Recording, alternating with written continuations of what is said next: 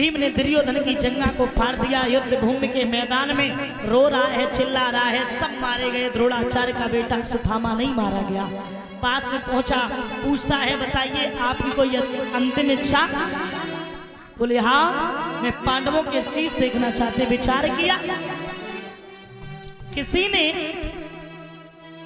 18 दिन के युद्ध में पांडव नहीं मार पाए तो मेरी औकात क्या जो हम मार लें। लेकिन उसने देखा क्रोच नाम का पक्षी बदले की भावना सिखा रहा है। विचार किया, जब ये पशु पक्षी बदला ले सकते हैं तो हम क्यों नहीं। उसी समय पहुंचे हैं, लेकिन एक बात याद रखना, जिस समय पांडव सोते थे उनकी पहरेदारी स्वयं भगवान करते थे। पांडव नहीं, पांडवों के बेटा सो रहे, मैया कुंती पास में है, भोले बाबा पहरेदारी कर रहे। विनती की, भोले बाबा ने जगह को छोड़ा। इधर अश्वत्थामा अंदर पहुंचा, उसने देखा कि पांडव तो है नहीं, ये है क्या। लेकिन एक बात गौर से उसने देखी है नजर करके कि बेटा जो थे, बेटों के चेहरा सेम पिता जैसे थे। विचार किया, हो न हो यही पांडव हो। पांडव समझ के शीश काट लिए, लेकर के जैसे ही पहुंचा, दुर्योधन इतना प्रसन्न हुआ, इतना प्रसन्न हुआ, और खुशी की वजह से सब बीमारी दूर हो गई, दर्द खत्म हो गया। जवाब दिया और कहा ले आए? बोले ले आए। पकड़ा? बोले सबके शीश हमें मत दो, इसमें से हमें भीम का शीश दो। अब भीम का तो था नहीं, लेकिन भीम के बेटे का शीश था, तुर्तसेन का। जैसे ही हाथ में दिया, मारने के लिए हथेली की ताकत लगाई तो शीश चूरन बन गया। एकदम से दुर्योधन ने जवाब दिया, कहा दगेबाज, तूने अच्छा नहीं किया। दुश्मनी भाइयों भाइयों की थी, मर्दों मर्दों की थी।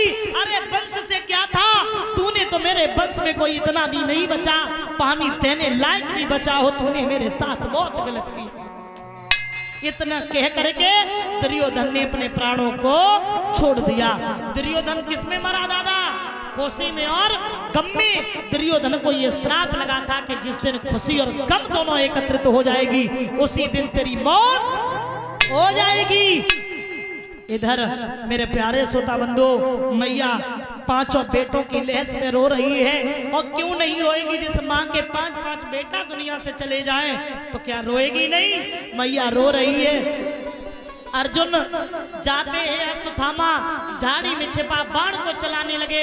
उधर से अश्वत्थामा बाण छोड़ने लगा। देवसी नाथ ने कहा अर्जुन बाण वापस करो। अर्जुन ने बाण वापस कर लिया। उससे कहा, अश्वत्थामा ने जवाब दिया और कहा मैंने बाण छोड़ने की विद्या सीखी है, वापस की नहीं सीखी। इशारा किया, इस नीच को पकड़ो। और जैसे ही पकड़ लिया, लेकर के सामने गए और कहा बताओ इसका क्या करें। तो द्रौपदी ने जवाब दिया और कहा द्रौपदी जैसी स्त्री ना हुई और न होगी। द्रौपदी बोली आप इसे छोड़ो। क्यों?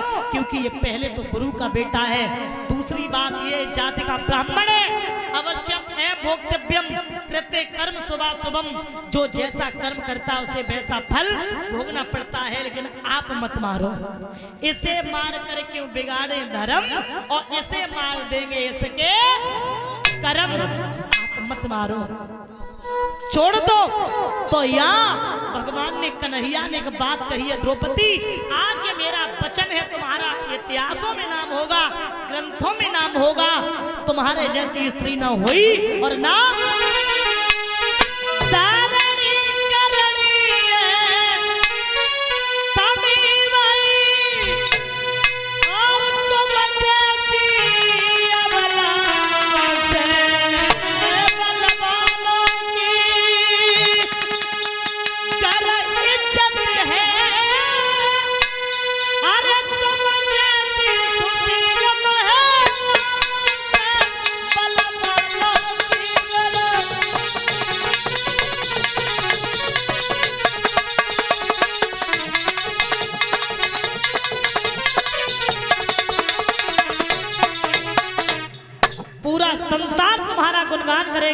इतिहासों में तुम्हारा नाम होगा।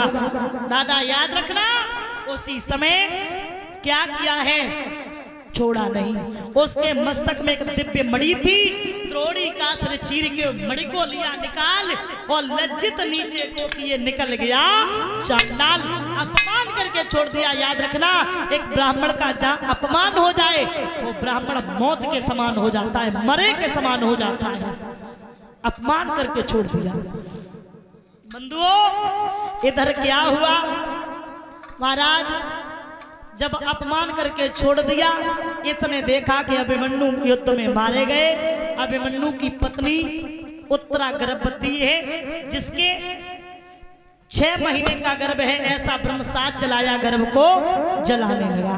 जब गर्भ को जलाने लगा, उत्तरा प्रार्थना करने लगी। और जब उत्तरा प्रार्थना करने लगी तो भगवान आज पास में पहुंचे, कहा हम तुम्हारी रक्षा करेंगे, लेकिन थोड़ी देर के लिए तुम्हें माँ का भाव दिखाना पड़ेगा। हम एक बेटे का भाव दिखाएंगे। भगवान माया रूपी कवच पहनते उत्तरा के गर्भ में प्रवेश किए।